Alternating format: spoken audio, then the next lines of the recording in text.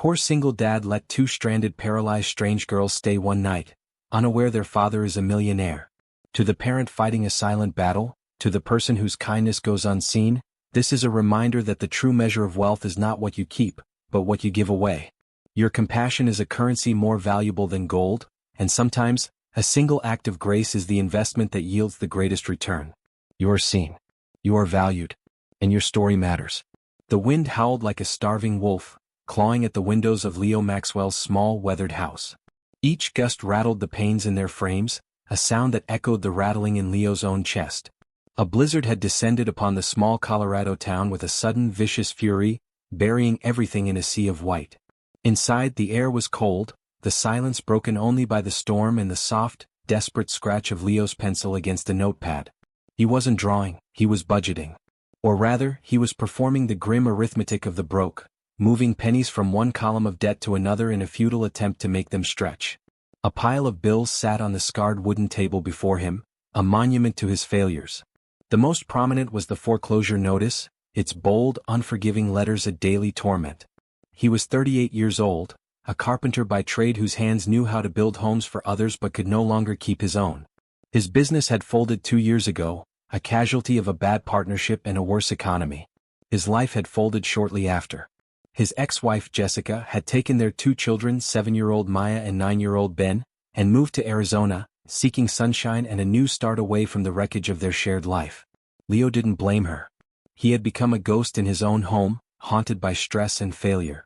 He saw his kids on a screen, their pixelated faces a painful reminder of the 900 miles that separated them.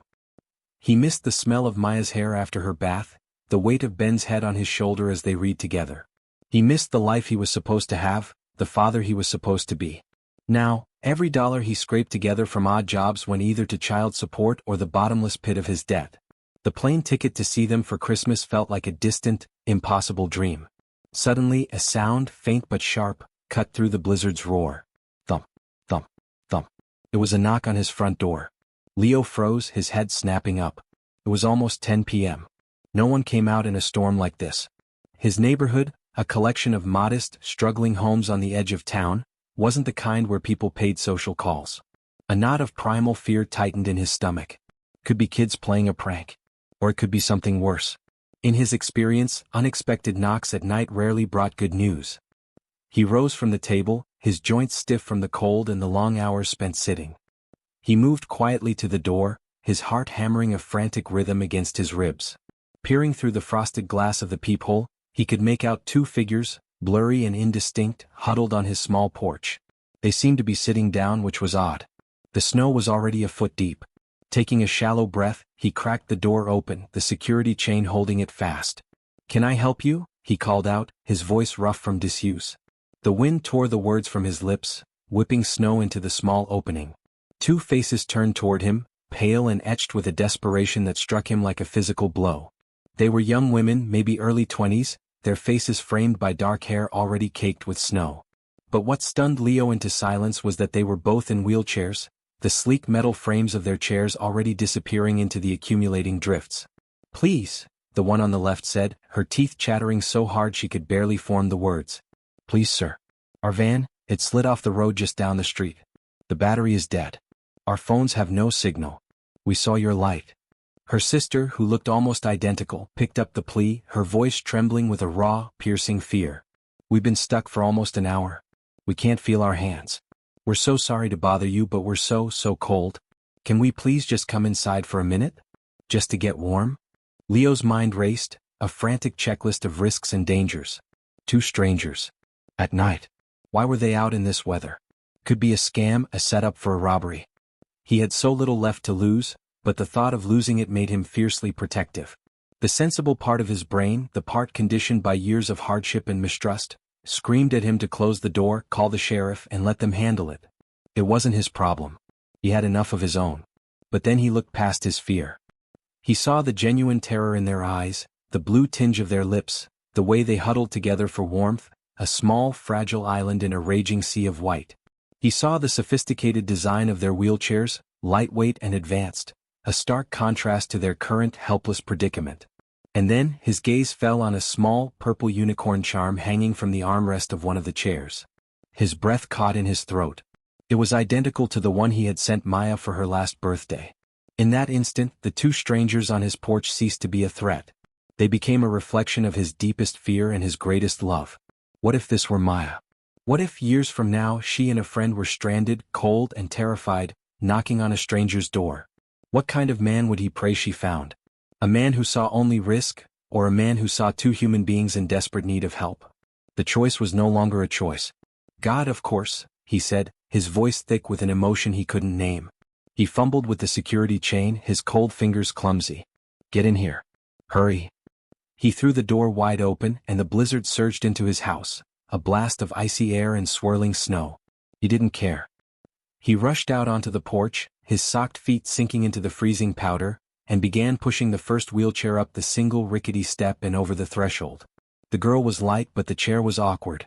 "Thank you," she whispered, her voice cracking with relief as he got her inside. "Oh God, thank you." He went back for her sister, his feet now burning with cold. He pushed her inside as well, shutting the door against the storm's fury. The sudden silence of the house felt profound. The two girls sat in their wheelchairs in his small, cluttered living room, shivering uncontrollably, their dark parkas covered in a layer of melting snow. Water dripped from their hair onto the worn linoleum floor. The sheer relief on their faces was so absolute, so overwhelming, it made Leo's own eyes sting. "I'm Leo," he said, trying to rub some feeling back into his hands. "I'm Ilara," said the first girl, the one with the unicorn charm. "This is my sister Lena." "We can't thank you enough, Leo," Lena added, her gaze sweeping around the room, taking in the peeling paint, the threadbare armchair, the stack of overdue bills on the table. There was no judgment in her eyes, only a deep, shivering gratitude. "You have no idea. We were starting to think, we really thought we were going to freeze out there." Leo hurried to the linen closet, pulling out the two thickest blankets he owned. They were old and faded but they were clean. He draped one over Ilara's shoulders and the other over Lena's. "Your van," he said, his mind shifting into practical mode. "Where is it?" "About a quarter-mile that way," Ilara said, pointing vaguely. "It's a black conversion van. It hit a patch of ice and just slid right into a snowbank. The engine cut out and it won't start again. It's completely dead." "The lift is electric," Lena explained, anticipating his next question. "When the van's battery died, we were trapped. We had to manually release the doors and pull ourselves out. It took a long time." Leo imagined the two of them, alone in the dark, in a blizzard, struggling to get out of a dead vehicle. His heart ached for them. The raw courage it must have taken was staggering. "Okay," he said, his voice firm, taking charge. "First things first, let's get you warm. I'll make some tea. Or coffee." "Tea would be wonderful," Ilara said, her voice still shaky. She managed a small, weak smile. "Anything hot?" As Leo moved around his small kitchen, putting the kettle on the stove, he was acutely aware of their presence. The house, usually so empty and silent, felt different. Occupied. The silence was filled not with loneliness, but with the soft sounds of shivering subsiding, of two lives he had just pulled in from the storm. He brought them steaming mugs of chamomile tea, his hands steady now. He watched as they wrapped their frozen fingers around the warm ceramic, a look of pure bliss on their faces. As they drank, he noticed the details. Their parkas, though wet, were from a high-end outdoor brand. The fabric of their pants looked expensive. And their wheelchairs weren't standard hospital issue. They were custom-built, sleek and aerodynamic, made of what looked like carbon fiber. They probably cost more than his truck. It was another piece of the puzzle that didn't quite fit. What were two girls like this, with equipment like that, doing on this forgotten road on the worst night of the year? "We were on our way back from a physical therapy retreat in the mountains," Lena offered, as if sensing his unspoken questions. "The main highway was closed because of the storm, so the GPS rerouted us through these back roads. We didn't realize how bad it was going to get." "A therapy retreat," Leo repeated, nodding. It made sense. Sort of. Still, a deep-seated caution lingered. He was a single man. They were two young, vulnerable women. He was just as aware of how this could look, how it could be twisted. "Look," he said, deciding to address it head-on. "The roads are going to be impassable until morning at least. There's a pull-out couch in the living room. It's not much, but it's warm and safe. You can stay the night." The sisters exchanged a look. It was a complex glance, filled with relief, hesitation, and a silent communication he couldn't decipher. "We couldn't possibly impose," Ilara said, her manners formal, polished. "You've already done so much." It's not an imposition, Leo insisted, his voice gentle but firm. It's the only sensible thing to do. No one is going anywhere tonight. And I wouldn't be able to sleep knowing you were out there. My daughter, she's 7. If she were in trouble, I'd hope a stranger would do the same. The mention of his daughter seemed to break through their reserve. Lena's expression softened completely. You have a daughter? Leo felt the familiar pang in his chest, a mix of love and sorrow so sharp it almost took his breath away. A daughter, Maya, and a son, Ben. They live in Arizona with their mom.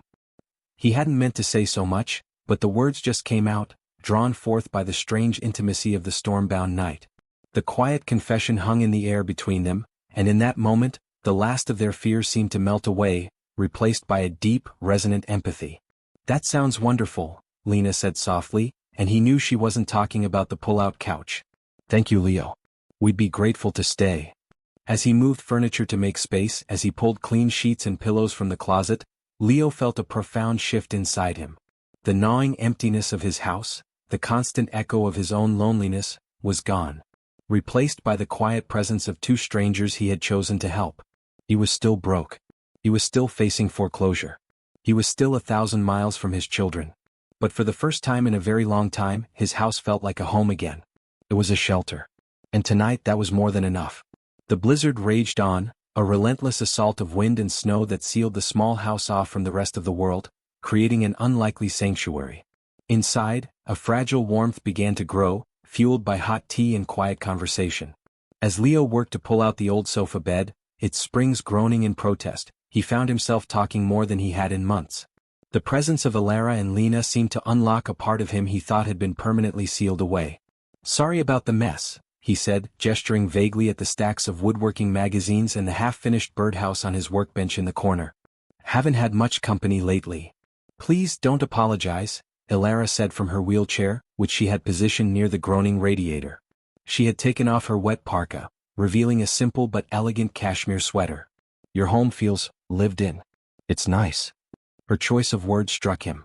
Not cozy or charming, the polite lies people usually told. Lived in. It was honest. He appreciated that. As he spread the sheets over the thin mattress, the twins watched him, their expressions a mixture of curiosity and a deep, unnerving sympathy. It was Lena who spoke first, her voice gentle. You said your kids live in Arizona. That must be hard. Leo paused, his back to them, his knuckles white as he gripped the edge of the blanket. He could give a short, simple answer. Yeah, it is. But something in her tone invited more. The storm outside seemed to grant permission for honesty, for the airing of griefs that were usually kept locked in the dark. It's the hardest thing I've ever done, he admitted, his voice low and raspy. He turned to face them, leaning against the back of the sofa. Harder than the bankruptcy. Harder than the divorce. He looked down at his hands, calloused and scarred from years of work. These hands, they're supposed to be for fixing things. Building things. But I couldn't fix my own family. He hadn't intended to confess so much to these strangers, but their attentive silence was a powerful invitation. I was a workaholic, he continued, the story tumbling out of him now. I thought I was being a good provider. I took every job, worked every weekend. I was building a future for them, you see? A big house, college funds, all of it. But I was so focused on the future, I missed the present. I missed Ben's first t-ball game. I missed the father-daughter dance with Maya. I was there, but I wasn't present. He swallowed hard against the lump forming in his throat. By the time I realized what I was losing, it was gone. Jessica said she felt like a single mom already, so she might as well make it official. She was right. Alara's eyes were glistening. But you didn't stop fighting for them. It wasn't a question, it was a statement. Leo looked up, surprised. How do you know? We can see it, she said softly. The way you talk about them. The birdhouse in the corner. The drawings taped to your refrigerator. Leo's gaze drifted to the fridge. Tucked between the foreclosure notice and an expired coupon were 2 crayon drawings. One was a wobbly rainbow, signed M.A., age 7. The other was a stick figure portrait of Leo holding a hammer, labeled Dad the Builder by Ben. They were 2 years old from his last in-person visit, but he couldn't bring himself to take them down. They were his reason. They're my whole world, he whispered. Every odd job I take, every splinter I get, it's for them.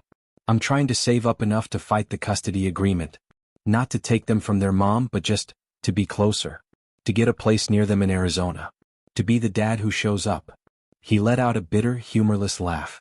But every time I save $1, the furnace breaks or the truck needs a new tire. It feels like I'm running in place. He finally lifted his eyes and met theirs. He expected to see pity. Instead, he saw a profound, almost startling level of understanding. Our father was like that too, Lena said quietly, her gaze distant. When we were younger. Always working. Building his empire, he called it. He loved us, we knew that. But his love was an abstract concept. It was in the trust funds and the private schools, not in the time spent with us. It changed though, Ilara added quickly, a flicker of something, pride? Pain? In her eyes. After the accident, everything changed. The accident?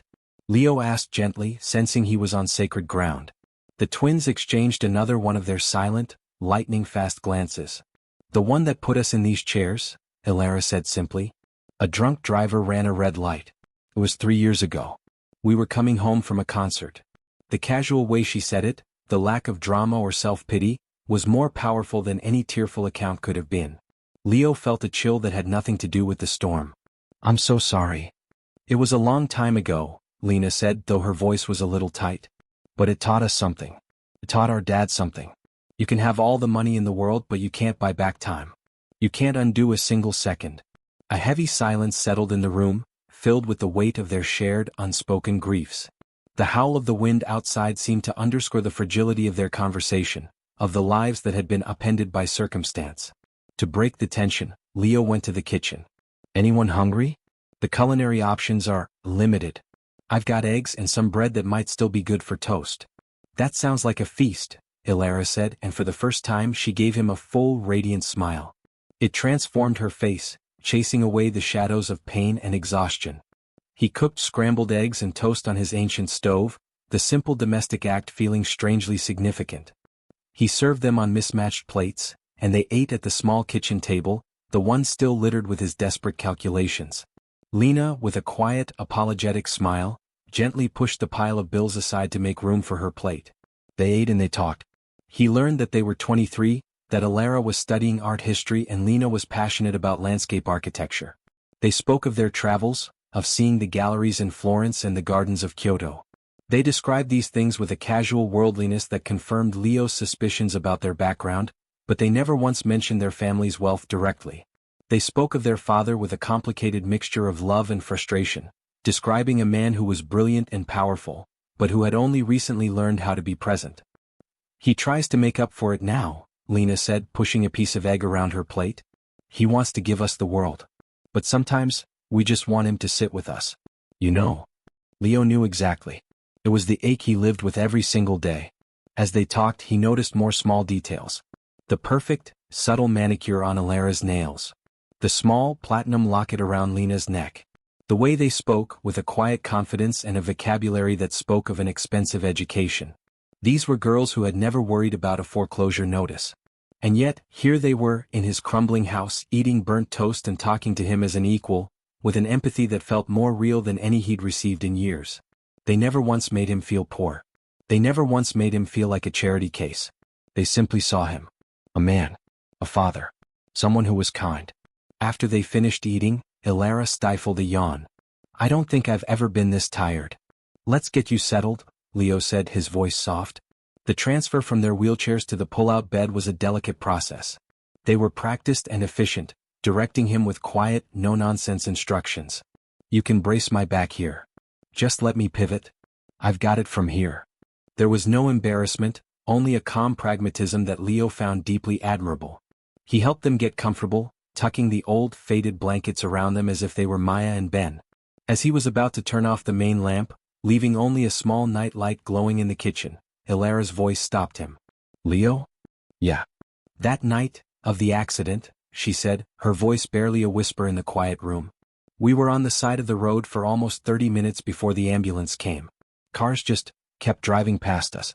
People slowed down to look, but nobody stopped. Nobody got out to help. Her words hung in the air, heavy and cold. You stopped, Lena added, her voice thick with emotion from the other side of the bed. Tonight you opened your door. You didn't even hesitate. Leo stood in the semi-darkness, his silhouette framed by the faint kitchen light. He thought about the unicorn charm.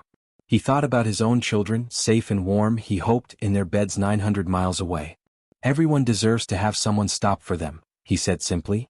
Now get some sleep. You're safe here. He turned off the lamp and retreated to his own small, cold bedroom at the back of the house.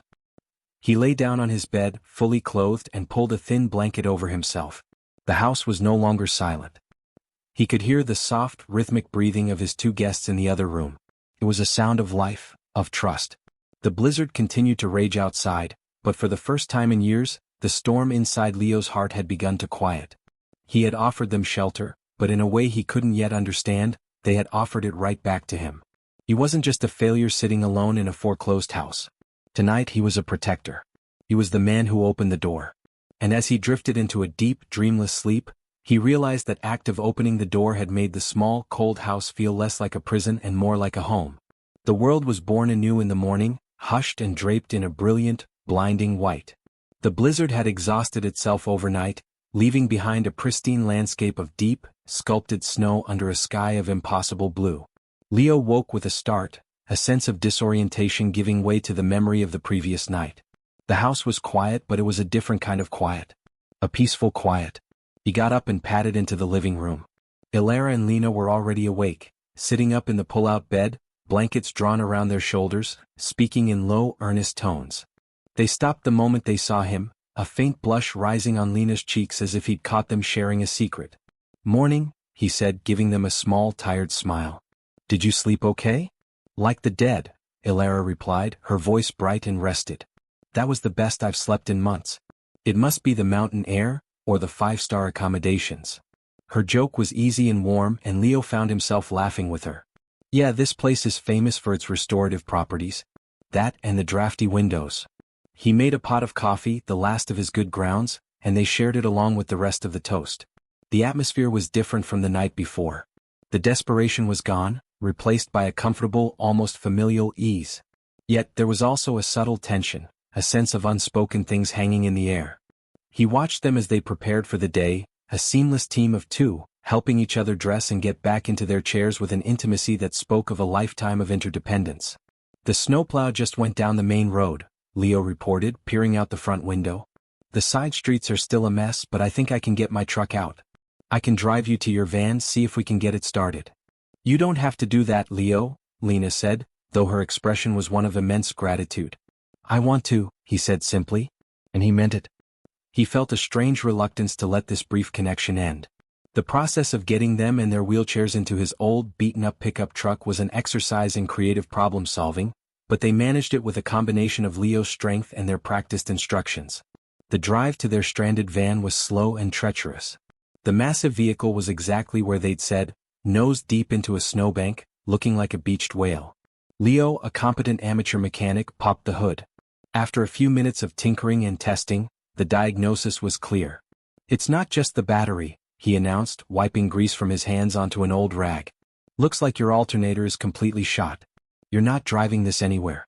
You'll need a tow." The sisters exchanged another one of their looks. It was a look of decision. "Okay," Ilara said. "Can we use your phone to make a call?" She didn't call a tow truck company or an auto club. Leo watched as she dialed a number from memory, her expression serious. "Hi, it's me," she said into the phone. "Yes, we're fine." "No, Dad, don't send the helicopter, that's ridiculous." She rolled her eyes, a gesture so normal it made Leo smile. "Listen, the van is dead. We're on a side street in Pine Creek. We need a flatbed tow truck sent to our location, and we need a car to pick us up. No, not a limo. Just a car. And send Michael to drive it. He'll know what to do." There was a pause and her face softened. "We're safe. We promise. We met someone, a good person. We'll tell you all about it when we get home. I love you too." She hung up and handed the phone back to Leo, avoiding his gaze for a second. The efficiency of the call, the casual mention of a helicopter, the name Michael, spoken with the familiarity of a trusted employee, it all painted a picture of a world far removed from Pine Creek. "Help is on the way," she said. They waited in the cab of Leo's truck, the engine running to keep the heat on. The conversation was stilted now, the reality of their departure looming over them. "Leo," Lena began, turning in her seat to face him fully, "we can never thank you enough for what you did. For your kindness." "Anyone would have done the same," he said, shrugging, though he knew from their own story that wasn't true. No, Ilara said firmly, her blue eyes intense. They wouldn't. Don't ever think what you did was small. She reached into her pocket and pulled out a small, thick business card. It was stark white, with a single name and number embossed in elegant, charcoal gray font. Arthur Tremaine. This is our father's private number.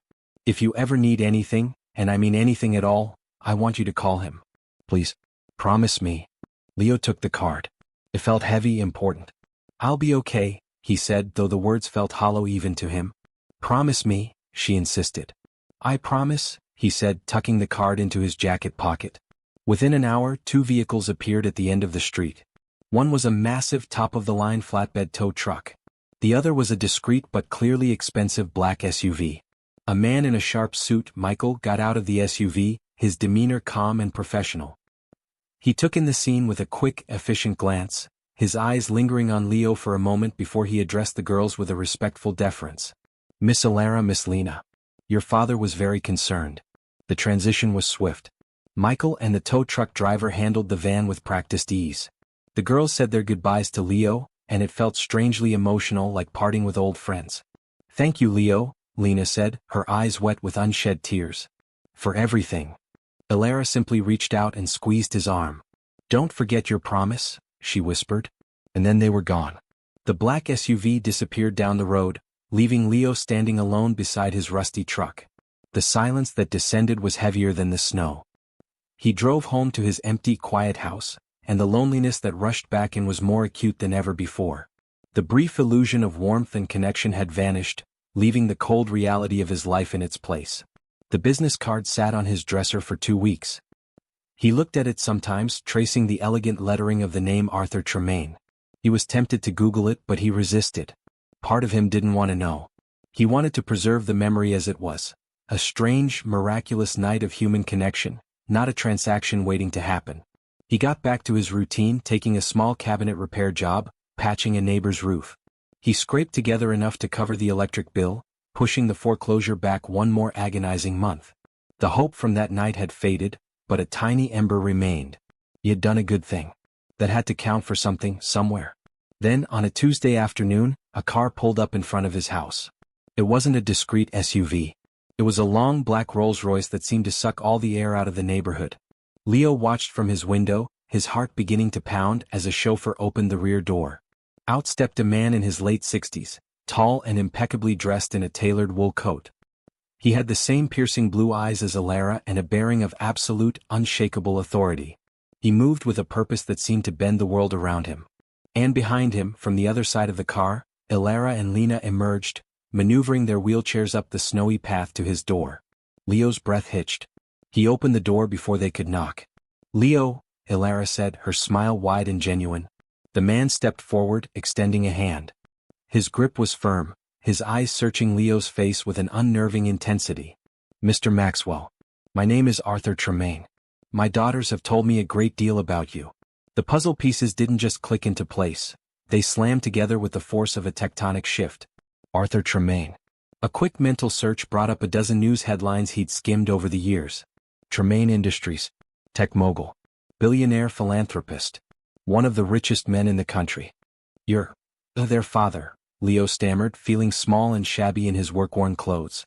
I am, Arthur said, his expression unreadable.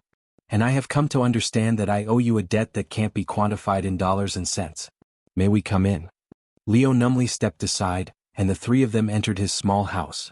Arthur Tremaine's presence seemed to shrink the room, his expensive cologne mingling with the scent of sawdust and stale coffee. Dad, Lena said softly, you're intimidating him. Arthur's stern expression broke, and he let out a short, genuine laugh. Forgive me, son. I spend my days in boardrooms. I'm not used to this. He gestured around the room. My girls told me what you did. That you took them in during the storm, no questions asked. That you fed them, gave them your own bed, and offered them warmth and safety when 17 other houses turned them away. 17. The number hit Leo like a punch to the gut. They also told me about your children, Arthur continued, his voice softening. About your struggles. About the fact that you are a master carpenter who can't afford to see his own kids. Leo felt a flush of shame. His private pains, his failures, laid bare for this titan of industry. I didn't tell them that for pity. I know, Arthur interrupted, his gaze unwavering. You told them because you're a human being who was connecting with other human beings? My daughters, Leo, have been surrounded by wealth their entire lives. They have become experts at spotting insincerity. They can smell a sycophant from a mile away. But they told me that in this house, from a man who had every right to be bitter and closed off, they encountered something they'd rarely seen before, pure, unconditional kindness. He paused, letting his words sink in. I did not build my empire by being a fool. I am a ruthless judge of character. And what you did, Mr. Maxwell, showed more character than I've seen in my entire boardroom. He stepped closer. This is not charity. Let's be very clear about that. This is an investment. I am opening a new technology campus in Scottsdale, Arizona. It is a massive 5-year project. I want the offices, the common areas, the executive suites, to be filled with custom, handcrafted woodwork. I want it to have a soul. I want you to run the entire project. Leo's mind went blank. He couldn't process the words. Scottsdale, Arizona. It's a senior management position, Arthur went on, his voice all business now. The salary will be more than sufficient to secure a home near your children and retain the best family law attorneys in the state to ensure you get joint custody. We provide full relocation services. My company also has a foundation that provides full academic scholarships for the children of all our employees. From kindergarten through university. Leo stumbled backward, his legs giving out. He sank into his threadbare armchair, his head in his hands. It was too much. The sheer scale of it was incomprehensible. Why? He whispered, his voice cracking. Why would you do this? It was Alara who answered, wheeling her chair closer and placing a hand on his arm. Her touch was gentle, grounding. Because that night, you didn't see 2 girls in wheelchairs as a burden or a risk. You didn't see us as an opportunity. You just saw 2 people who were cold and scared. You saw our humanity, Leo. And you reminded my father of his. My girls have been trying to teach me a lesson for years, Arthur said, his voice thick with a sudden emotion. That my real legacy isn't the stock price or the buildings. It's how we treat people. They made a bet with me that true goodness still existed in the world, untethered to profit. They found it here. In this house. With you. Tears began to stream down Leo's face. They weren't tears of sadness or shame, but of a profound, soul-shaking relief. The weight of years of struggle, of loneliness, of quiet desperation, was finally breaking apart. One night, he choked out. One night. I just opened the door. You opened the door, Arthur Tremaine confirmed, his own eyes shining. And in doing so you open one for yourself. Welcome to the company, son. Your new life starts today. 6 months later, Leo stood on the balcony of his spacious new apartment in Scottsdale, the warm Arizona sun on his face. In the courtyard below, he could hear the sound of children laughing. His children. Maya and Ben were splashing in the pool, their joyous shouts echoing in the clear desert air. The joint custody agreement had been approved a month ago. He saw them every other day. He was there. For school pickups, for t-ball practice, for bedtime stories. His phone buzzed. It was a text from Alara, a picture of a stunning piece of walnut he had been looking for. The caption read, "Found it. It's on a helicopter. Should be at the workshop by noon." Leo smiled. His workshop was the size of his entire old house in Colorado, filled with the best tools money could buy. He was no longer just a carpenter. He was an artist, his work celebrated, his vision shaping the soul of a multi-billion-dollar campus. He was building something that would last. He thought back to that night, to the howling wind and the desperate knock. He thought about how close he had come to ignoring it, to letting fear win. That single, simple choice, to turn a knob and pull a door inward, had been the pivot point of his entire existence. It was an act of kindness that had cost him nothing but had paid him back with a life he had only dreamed of. Kindness, he had learned, was its own form of currency. It was an investment in humanity. You give it freely, with no expectation of return, and sometimes, in the most unexpected of ways, the universe decides to balance the books. The storm had passed, but the light it had led to his door would shine for the rest of his life, a constant reminder that the best of who we are is revealed not when we have everything, but when we have nothing left to give but our own compassion. And that, he now knew, was the most valuable thing of all.